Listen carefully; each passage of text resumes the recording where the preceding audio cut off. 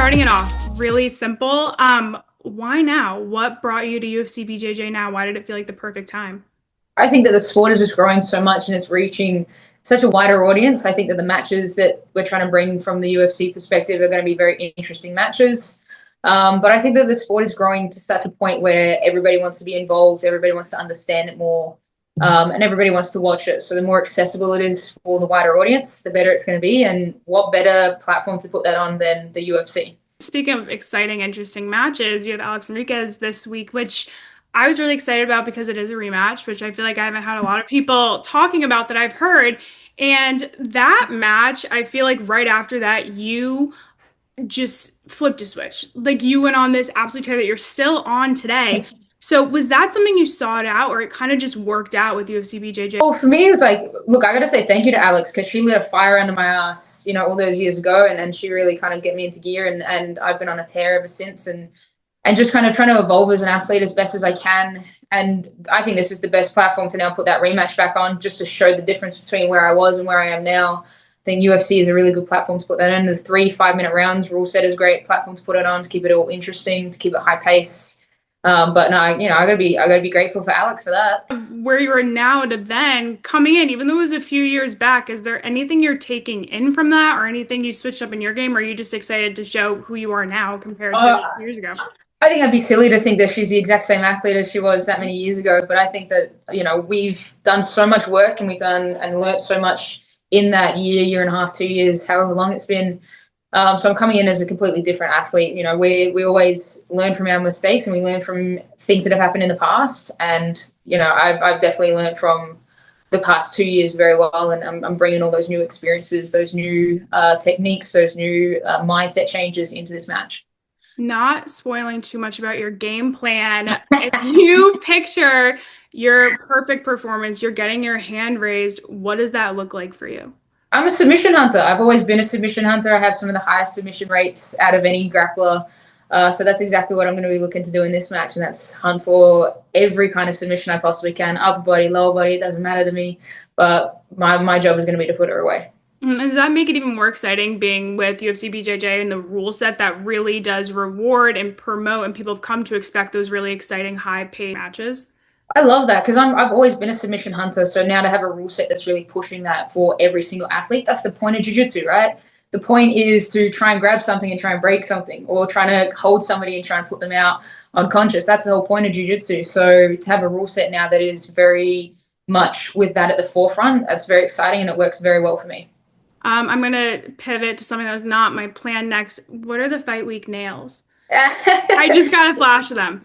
So I'm superstitious. So I have the fight name Daddy, and Daddy. The whole point of that is like coming in there with like alpha mentality, that kind of bravado, that ownership of the mat, and that's what I go out there kind of representing. So I have Daddy on the nails, and then I also have my beautiful fiance who's here to help support me, and I have an N because her name is Nevena. So I have an N on my nails. So when I go out there, she's out there with me. Those are the best fight week nails. Okay, I'm also pivoting again to a question that I had planned for after. You have my favorite nickname in combat sports, Daddy. Yeah. Like, I just think it is the greatest thing when you're walking out and it's just like Daddy. Where did it come from? Were you just born with the daddy mentality, or did it come in? So the name kind of came from a training partner of mine where I was getting ready for a fight and I was just walking around the mats with just this like ownership, this like confidence, this drive to really get this camp going and that excitement towards it.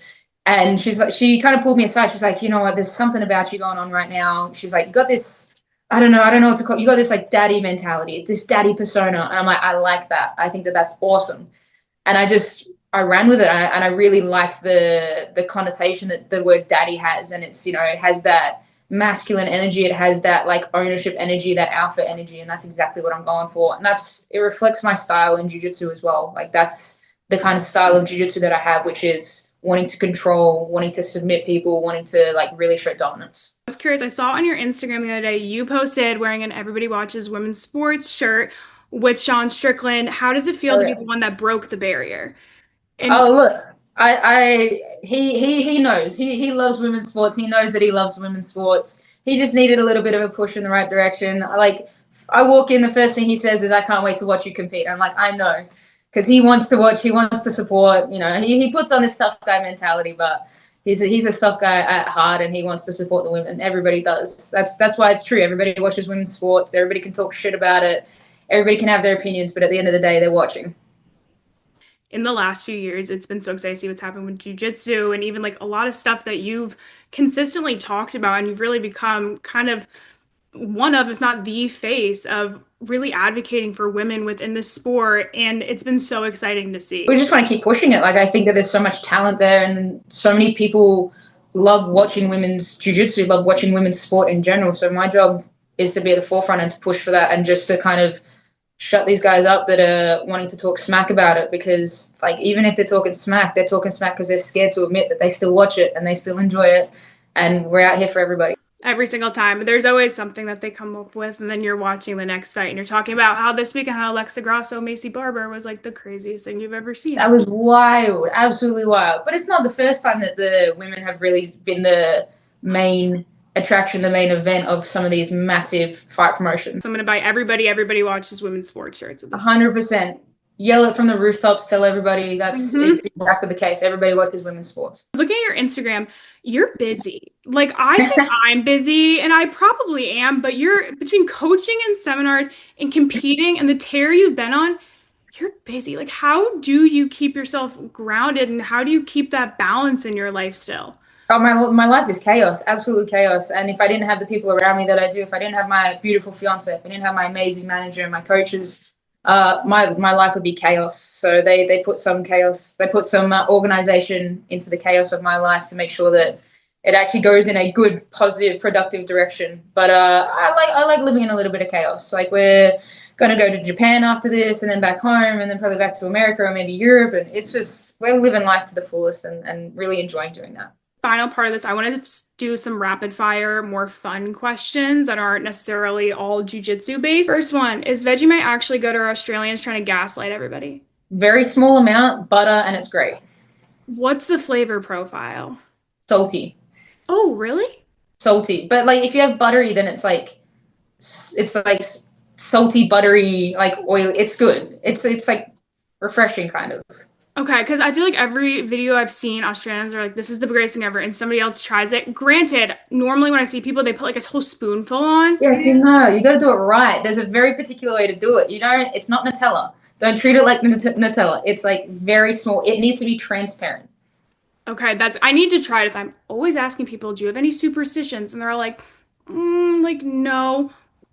But I'm curious. I turned off the thing I was watching of you when you said you were superstitious. Please tell me Yeah. you're superstitious. I am I do have some superstitious things that I do, especially when it comes to competition time. Down to like some of the jewelry that I have, to some of the warm up stuff that I do, to the foods that I eat beforehand. Some of that is to do with just like making sure that those things are like good on my stomach because I'm used to that. Some of that is just it makes zero sense. Like I have to have a blue Powerade and a banana. It has to be blue and it has to be a banana. And whether I eat the banana or not, or whether I have the blue Powerade, they just have to be with me at the events. And it's just a superstitious thing. It makes me feel more comfortable. I'm a superstitious. Before every single interview I do, I have to like pick up three lip glosses and like put one down and pick one before every single interview, which I don't know why. Once again, same thing. Like it doesn't actually make sense. I just know that everything's gone good when I've done it, so why would I not? It brings us comfort. It tells us the universe that we're ready to do the A thing. 100%. What's one thing you cannot start your day without? Dang, that's hard. Well, my fiance, like I like saying good morning to her, but I don't know. I'm a breakfast person. I have to have breakfast. I don't really skip breakfast, What's so like I the make sure that ideal I actually. breakfast? I'm a good like eggs and bacon kind of person with a little Hmm. bit of avocado, some good bread. Like if I could have my way, that's what I'd be having every morning. Yeah, I'm delicious. Sourdough bread? Mhm. Good sourdough bread. Good Yes, sourdough. absolutely. That's Good important. There's sourdough bread. bad sourdough. There's bad. There's definitely bad sourdough out there. What's the most useless fun fact that you know? Most useless fun fact. Why am I drawing a blank? I'm generally like full of fun facts. Fuck. Or what is a fun fact, if that makes it easier to process? Okay. A platypus sweats milk. That's a fun fact. You know, What? platypus, like the Australian Yeah. animals, or the thing that shouldn't exist. The thing that's just like a mix of everything. It's poisonous and it sweats milk. Is it only like females that sweat milk? I don't. They just I'm all gonna. sweat milk? I don't know. I'm gonna assume that they all sweat milk. When I tell you that that's gonna be like my midnight Google tonight. It's just looking up platypus and like, why do they sweat milk? Why is Yep, that a thing? it's true. That is way more interesting than anything I thought you were gonna say for I that. was trying to think of the most Australian thing I could possibly give you, and that was what came up. You know, I'm very excited about the Australians today, so that's a good one. The world in Australia is crazy. Everything's trying to kill you. I need to go to Yeah. Australia. When I was a child, I used to lie and tell my little brother that he was adopted from Australia. Well, because I found this picture of him at like around the World Day, and he had an Australian flag, so it was like perfect. Like I really went in hard about it. Did an Australian accent like for years, and now Dang. it's just at a point where I'm gonna need to get over there at some point. You absolutely have to come visit. It's a pretty great place. My last one I have for you. What are your favorite hobbies and activities to do when you have time separate from jujitsu? Uh, well, I like video games. I'm actually like quite an avid video game Mhm. player. I definitely like first person shooters and things like that. Mhm. I like cooking, like more so towards like sweets and like baking kind of stuff. I really do like cooking some sweets. Besides that, like I feel like I'm pretty boring. Like I like to travel and I like to just do fun activities. There's no real one hobby that has kept my interest for more than jujitsu has. So I just like to do a whole bunch of different fun things and have as many fun adventures as I can. That was Yeah. all I had for you today. Thank you. This was so much fun. That was awesome. Thank you so much. I really appreciate you. Thank you. Good luck this week. I was so excited for today. I was telling everybody, I was like, I'm interviewing two like really Australian people today, actually. I'll try and speak slowly so you can understand me. No, I love Australian accents. Fun fact about me is that I break into an Australian accent constantly every single day. I have no idea why. So it was actually an active battle with myself to not do it by accident in this interview. So please be as Australian as you would like. I'll do my best, but I'll try not to drop too many C bombs. That is unfortunately like my favorite bad word that I use. It's a good one. Everybody here is so sensitive on it. Oh, it turns heads, that's for sure. Oh, 100%. My grandma says crass. It's a very crass word. Very, very crass. It is a very Very crass crass. word. I unfortunately love it. It's a term of endearment back at home. It's like if somebody's like a good person, it's like, oh, you're a good cunt. Like, I want somebody to say that to me. I need to go to Australia. Hey, you're a good cunt. Adele. There you go. That just made my year. I mean, thank you. I was gonna say you too, but I'll take it. Yeah, you've done it now. You have to come here now. You have to come compete. Yep. I'm excited, guys. I'll be the like top of the card. I'll go for the belt. Yeah, I think you should. I think you'll win it. I'll corner you. I'll be your coach. Okay, we're perfect. Just so you know, I am a white belt. Done. Perfect. I got you. Don't worry. I think we're gonna win this. I think we got it. Can't wait. Thank you so much. All good. Lovely meeting you.